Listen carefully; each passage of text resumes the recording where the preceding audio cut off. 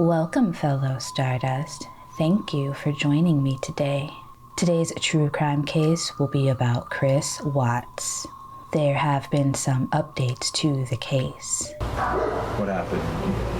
Your wife came home and tell me what's... She came home from the airport 2 a.m. and I left around 5:15. She was still here. And about 12:10 and that afternoon, her friend Nicole showed up at the door. I had texted Shanann a few times that day, called her, say, but she never got back to me, but she wasn't getting back to any of her people as well. And that's what really concerned a lot of people is if she's not getting back to her, if she doesn't get back to me, that's fine. She gets busy during the day, but she didn't get back to her people, which was very concerning. And Nicole called me when she was at the door, and that's when I came home. And then walked in the house and nothing has vanished. Nothing was here. She wasn't here. The kids weren't here. Nope, nobody was here. What's your wife's name? Shanann. S-H-A-N-A-N-N. What's your kids' name? Bella and Celeste. How do you spell Celeste? C-E-L-E-S-T-E. How old are your daughters? Bella's 4, Celeste is 3. And so, how many times did you try calling her? I called her 3 times, texted her about 3 times just to say, what's going on? Because after I called her and texted her once, it was maybe she was just busy. She had just gotten back. Everybody's probably calling her from her trip. She just got back from Arizona.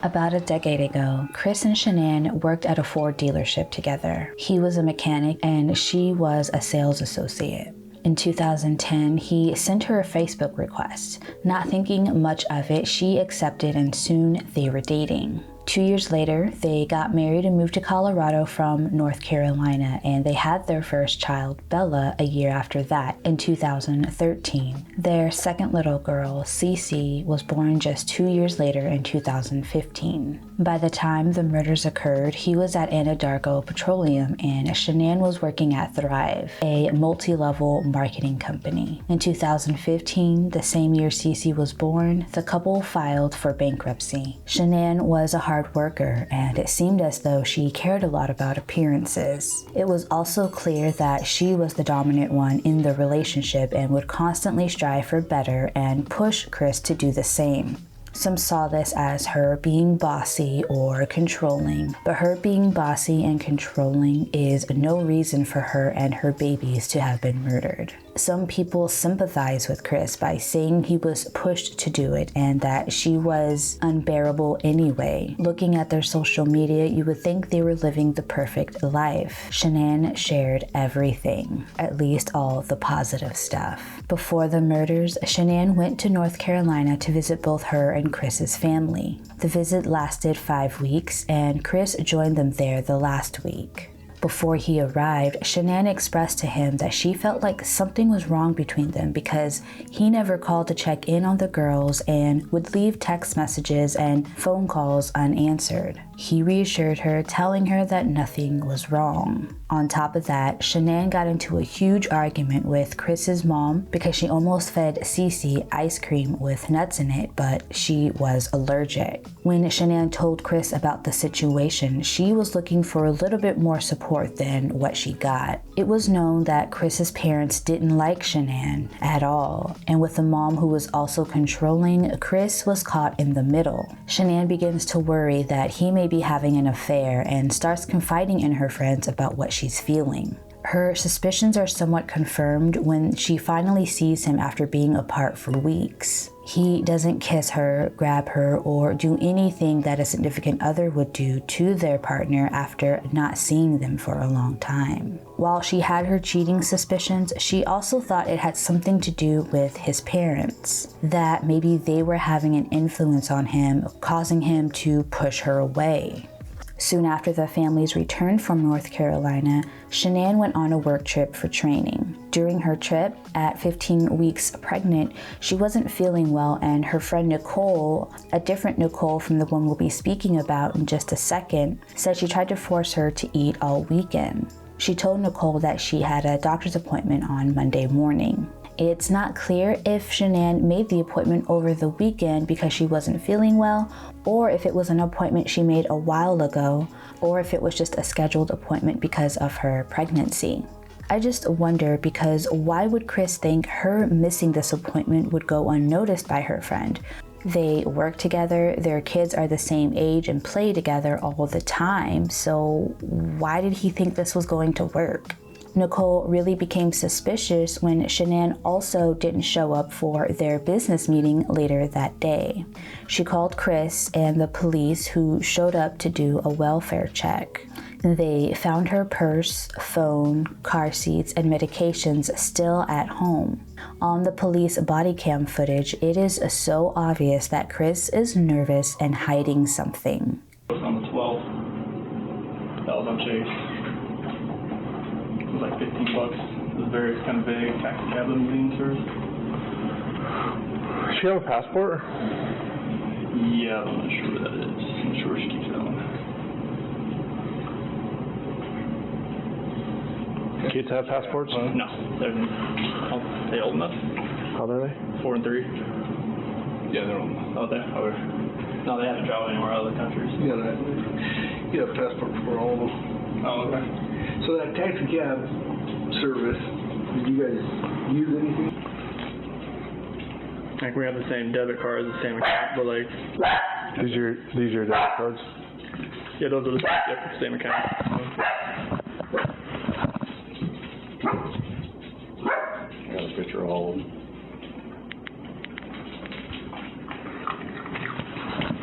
Then, do your kids have like a favorite pair of shoes that they normally wear? Favorite pair of shoes? Yeah. They have all their shoes are in the closet right here. Do you know which ones they normally wear? It's like a flavor of the month thing, honestly. Like, it's whatever they want to wear. I say pick your shoes and just go through them. Bella's on this side, Cece's on that side. How did he actually think this was going to go down? As the entire world knows by now, at this point, Shanann and their 2 daughters are buried in an oil field that Chris was scheduled to work at later that Monday, August 13th. By Wednesday, August 15th, 2018, Chris was arrested for the murder of his entire family. Chris said that he had an argument with Shanann that night she returned home from her business trip about them separating. And we also know by now that it is likely because he fell in love with Nicole N.K. Kessinger, who we're going to talk about here in just a moment. This part is hard to figure out because in his confession letters, he says he gave her Oxy because he thought it would be easier to be with N.K. if Shanann wasn't pregnant. But then also he says he had been thinking about killing Shanann for a while, and that on August 12th, he knew that August 13th was going to be the day. Also, on August 11th, he ate dinner with NK at a restaurant, and for the first time, he used his joint debit card instead of his personal card, as if to say he doesn't care about being careful anymore. He's heard saying that he wishes he would have gone to watch the game with his friends that night instead of eating dinner with Nikki. This is only speculation, but after doing some research, I can't help but wonder if NK nudged him on the 11th about, quote, making her number one by any means necessary, end quote. Because while he had been thinking about it for a while, it was on the 12th that he knew he was going to commit these murders. He says when she got home, he brought up getting a divorce and she threatened him with keeping the girls from him. He claims to have snapped and strangled her, but I honestly think he drugged her first and then strangled her. And there was no argument because there were no signs of her fighting back. She laid there and let him strangle her as blood filled her eyes. Chris also says that he thought he suffocated his girls in their bedroom before killing his wife and was surprised when they walked into the room asking if mommy was okay. He loaded the 3 of them in his work truck, no car seats, and Shanann at the kids' feet in the back seat. After burying Shanann in a shallow grave, he suffocated his girls in the back seat, one after the other, then put their bodies in separate oil tanks on the oil field. The very next day, he's on camera asking for his wife and kids to come home safe and sound, like nothing had even happened. Shanann, Bella, Celeste, if you're out there, just come back. Like, if somebody has her, just please bring her back. I need to see everybody. I need to see everybody again. This house is not complete without anybody here.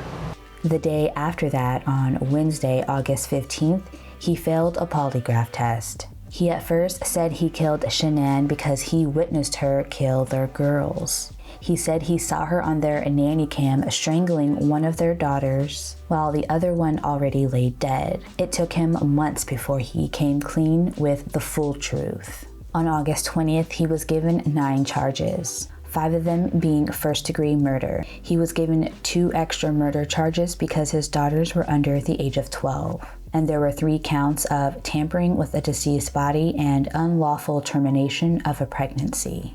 Chris was given 5 life sentences. So while Shanann was in North Carolina fighting with Chris's mom and fighting with him over his lack of attention on her and the girls, he started a relationship with someone from his job, NK. While police are treating her as an innocent witness, many believe she was more involved in the murders. Is it possible she was the one who provided Chris with the oxy? Her cell phone was pinged in Chris's neighborhood the morning of the murders at 6:16 a.m. Chris and NK also had a 2-hour conversation the night before the murders, but neither of them can recall what the long conversation was about. Also, weeks before the murders, NK searched for wedding dresses for 2 hours. Some of her Google searches were marrying your mistress. Can cops trace text messages? Man I'm having an affair with says he'll leave wife. She also Googled Amber Fry, the mistress of Lacey Peterson's murderer, Scott Peterson. It was also found that she had Googled Shanann before even meeting Chris in 2017, a full year before they supposedly started to date. So she obviously knew all about Shanann and who she was. The 2017 Google search for Shanann was at first said to be a typo, but it is now being said that it wasn't a typo. So NK's claim that she didn't know Shanann was pregnant or still married to Chris is untrue. In fact, in his confession letters, he says that he introduced Shanann to Nikki in July 2017 at a neighborhood fireworks show. Nikki didn't start working for Chris's company until 2018. So there's speculation that their relationship started before Shanann went to North Carolina, which is when both Chris and NK say their relationship started. It's suspected that NK planned her entire seduction of Chris before he even noticed NK, and she tried to be everything that Shanann wasn't. It's possible she played on his weakness, his financial struggles. In interrogation interviews, she harps on the fact that she's hardworking, but money and material things aren't important. NK had also been at Chris's house before the murders and commented on the fact that they had so many nice things in his home. She then mentioned that when she and Chris were at her home one time, they were discussing her furniture, and she threw out there again how material things aren't important and you make do with what you have. This made Chris give her the biggest hug he had ever given her. It was almost like a sigh of relief. He said things to her like he didn't know women like her existed. Knowing he had recently filed for bankruptcy and knows who Shanann was, this could have very well been part of her plan to win him over. NK was interrogated, but I feel like she wasn't questioned enough. The murder investigation came to a halt when Chris confessed to strangling Shanann, which is baffling to me when there is so much evidence pointing to the fact that NK possibly had something to do with it. Her demeanor and the way she speaks in these interviews is so sickening. It's painfully obvious she has something to hide, but for some reason, she is treated with care more than as a person of interest. What about your phone log? It's always his 9M0 number all the time. Right. Like it's always that one, or originally was his. We talked about your GPS locating, like knowing where your phone is at certain times? I mean, you guys can have all that. I just was like, oh my God, I have so many texts on here between me and all my friends. I'm like, do they really want all this stuff? Well, is there anything in those texts that you'd be concerned with? Not really. So, well, not really, or yes or no? No, I mean, like, the other day, my dad and I just had to do some damage control because a lot of people were like, hey, please call me, I don't know what to say. And I just told them all, like, I didn't say anything. I pretty much just said, if mediators contact you, tell them no comment. It was like, please be nice to them. You do not need to talk to them. It was like, I'm safe, I'm not in trouble, I've been breaking laws. And I was just like, just send your love and support. And that was all I said to people. So did that prompt all the phone calls of people going, No, are you okay? they were prompting me. Right. That is why I did that, because I didn't even want to like say that, but I was getting all sorts of texts from people that were like, media's trying to contact me, I don't know what to do. I didn't tell them that I was a witness. I didn't tell them anything about that. It was just like, just say no comment. I need you to do this. Okay. And then a couple of my like super close friends, I asked them if they would be courteous enough to take all the pictures that we had of each other off Facebook and social media, and they said yes. And that was like a couple of really close friends. Is there any text messages between you and friends that reference anything that would be concerning regarding this case? No. Like talking about Chris? I think you've told me that you've never even really talked with my friends about him. No, and like my friend's dad died last night, like yesterday. I'm not worried about that. No, I know, but she started like, oh my God, she was really drunk last night. She started like freaking out. She's like, I don't know what's going on in your life. She's like, I don't know if it pertains to this case. And she like just sent me like a screenshot of a news article of that case, and she was just like, she's like, what about conversations? I didn't mention that it had anything to do with that. She's like, I don't know if that's what it is. He works in Anadarko. She's like, I really don't give a shit. She's like, I just really need you to be here with me and my dad and this and this and this. And she was just kind of upset because I had asked her to please say no comments in the media, and it happened to be like right when her dad died, and I think she was feeling a little like, yeah, but I mean, you guys can read this. There's nothing in there of me actually saying anything about it. She is treated with care more than as a person of interest. I could very well be wrong in my assumptions of NK, but it seems like not every rock has been turned. It sort of feels like a cover-up to me if she is hiding something. Her deleting all of her text messages and bugging Chris every day while he was in North Carolina, telling him to make her number one, just feels like she had motive. 2 years after his sentencing, Chris believes that it's possible that NK is writing to him in prison.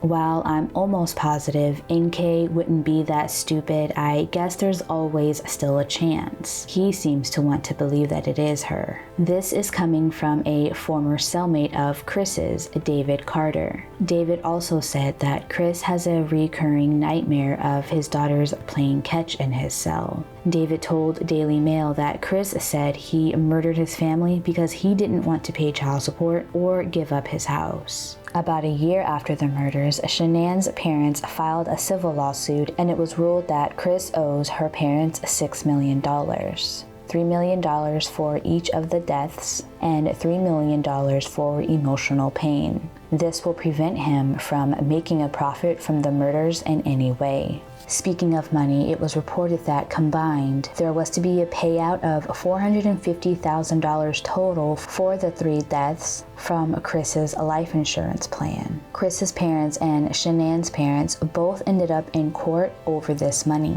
It's terrible it even had to get that far.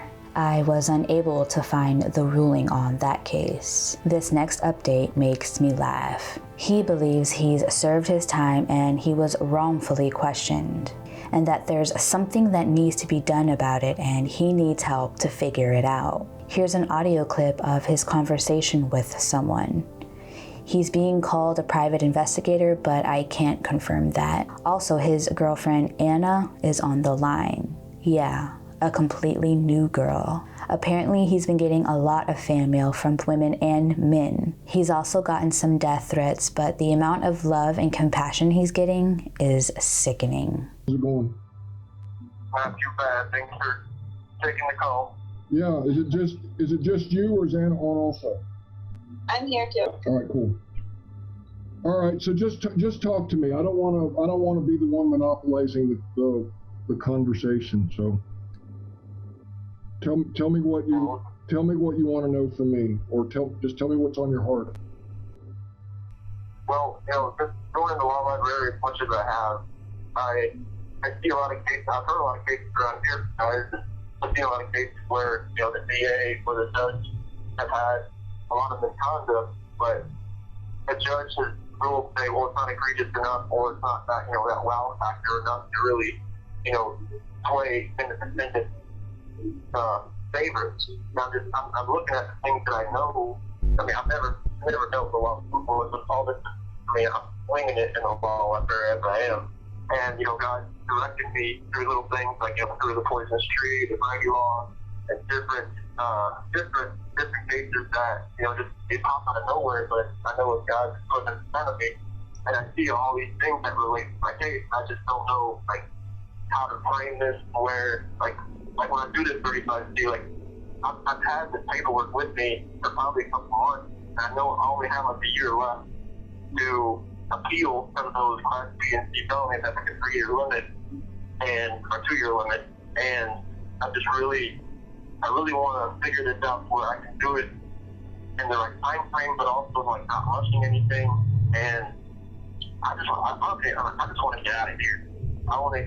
I know that God has a plan for me, and it's to be in prison right now, but not stay here. Because He brought me here for a reason. But He also wants me to do something on the outside. I know I just can't sit here and just wait. I know there's waiting, doing nothing, and there's waiting that seeking an action verb. That's what I'm doing. But I also want to know what action to take, because I have no intellect when it comes to the law. But I know He can teach me, and that's what I'm just waiting for. Things that fall into place, I still know how to do it. I got you. And you don't have the benefit of an attorney that is in your hip pocket, so to speak.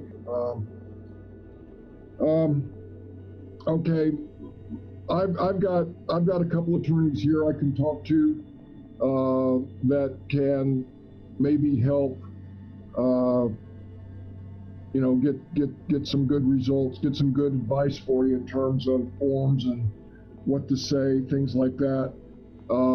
That's not going to be an overnight process for me to, get the results, we want. It's going to take some time, but, I'm not saying overnight, but I am saying maybe several days or a week or so. So let me see what I can do along those lines. Because I know you're in a tough spot, and it's how do you know how to do something when you don't know what it is you need to do? So it's tough. So I get it. It's trial by error thing, but I know when the law is all right, you're gonna run into certain things where the motion's gonna get denied, or whatever I write down, the judge might think, well, that's not. What you're claiming isn't enough to go back to. You're not warranted a trial. You're not warranted to have this appeal granted. Denied. I'm just well, what do I do then? Yeah. And I don't want to get disheartened when that happens. I know it'll probably happen at some point. So not all motions are all appeals or granted right off the bat. That's why I want to make sure I write this the right way. Where when it goes there, they see oh well. Do I put everything down that I know? Or just I don't want to put everything down so they know everything that I'm on, It really just blows my mind. Let's talk about family annihilators for a bit. This is my second time talking about a family annihilator. John List was the first. Family annihilators typically follow the law to a T and are good parents. They are usually men. Studies have shown that most are premeditated and will often occur on a Sunday or on a specific date. They also often happen in August so that kids can be taken out of school easily, giving them more of a chance to cover up the murders. Most family annihilators commit suicide after killing their family. But just like John List, Chris did not. He planned to live a full life after his crimes. Compared to the number of other murders that occur in the world, familicide cases are somewhat rare but they are the most common form of mass killings. The motive for these killers is to protect their family from suffering or humiliation, usually having to do with financial troubles. Chris Watts and John List both had financial problems, just like many of the other family annihilators I quickly read about. So far, a majority of them are white and in their 30s. When a woman commits familicide, it's usually for fear of losing her children, and they're usually under the age of 1. I have a feeling I may be back with another Chris Watts video, because as I was doing research for this one this week, so much information about this case kept popping up and it was hard to keep up. Let me know in the comment section if you want me to follow this story and continue to give y'all updates.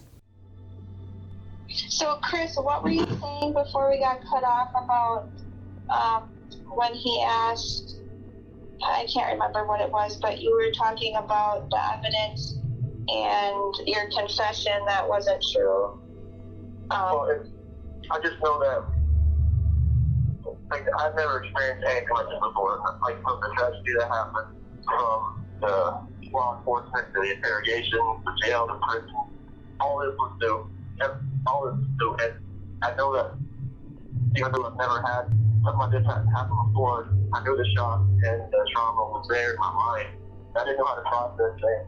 Every question that they asked me, I was just agreeing with them and just going along with what they said, because I was like, well, I guess we got to tell them something. And even when they came here to prison and interrogated me, they were in the street clothes acting like they didn't, they were just talking to me, when in retrospect they were actually interrogating me again. And I know for a fact that, that interrogation didn't NIU, because they were here in Wisconsin and they're all Colorado based. So all that is like null and void, but still, they're going to try to use all this stuff against me. But I know that from that interrogation to the first one, that all that was like a coercive type psychological intimidation of someone that, had never been in that situation before, and they just used that to their advantage. Well, Chris, what you witnessed firsthand is is a game. It's like getting back to the old biblical days where you've got the big Roman soldier in the pen with the little guy, and you're fighting for your life, and you don't know what to expect, but that's a terrible analogy, and I'm sorry, but I'm just saying, you just didn't know what was going on, and it's a game. And that's what I tell so many people. This is a game that they're playing. You are the prey. They're the hunter. You're the prey, and they've got you exactly where they want you. And most times they're going to get what they want, because you know what? They keep you for hours. They deprive you of your basic needs. And as every second that you're with them in that chair and they're bearing down on you, your mind is actually deteriorating. Your mind is playing games against you. And that's why we have so many times where people give confessions for things that they just did not do. And it's because, you know what? They want to get out of there. They want to just tell them what they need to know, what they're asking, what they're interested in, so they can get out and go home. Well, you know what? Guess what doesn't happen? They don't go home. And their life is forever changed. So it's... Yeah, it was like after I told them what they wanted to hear, then they offered me food. Exactly. So strange. But the thing I know, like what you're talking about playing a game, is when the FBI agent and the FBI agent, like when the FBI person, the woman, when she questioned me for hours, and then after those hours of interrogation, she puts me on a polygraph. And then I'm exhausted at this point. And then after that, I'm sitting in there alone, and I hear them. It's because the phone intercom doesn't pick it up. And I hear them outside the door. The FBI agent comes up to, "Oh, how did you do?" And she said, "Oh, we did pretty good. but I think we get some more out of them. And they come in with this game face, saying, okay, you lied. I'm thinking to myself, wait, I thought you just sounded pretty good. You know, and I didn't question about it, I just believe what you said that they said I made it. But I know for a fact you said, you did pretty good, but I think we get some more out of them. I'm just like, I'll only think about this stuff way after it happens. All right, Chris, Like, wow. Chris, that's a little game, and I can tell you for a fact that they did not administer the polygraph in the proper way. You should have been on the top of your game, mentally, physically, spiritually, when they gave you that polygraph. You should have had a good night's rest. You should have before they gave you that polygraph. So I don't trust the polygraph. I don't trust the results, and they use that as a hammer over your head to scare you, because the polygraph scares everyone because of its reputation. We can talk more about that later. Yeah. Well, thank you for taking another call. I think you got like 30 seconds left, but I know that, you know, God can lead me on how to write this thing up to get it back, and I just thank you for helping me and just going into that discovery. I mean, you don't have to do it, but you're doing it, and I just believe that you got some information on your heart that's really gonna break this thing open too. Good. We're with you.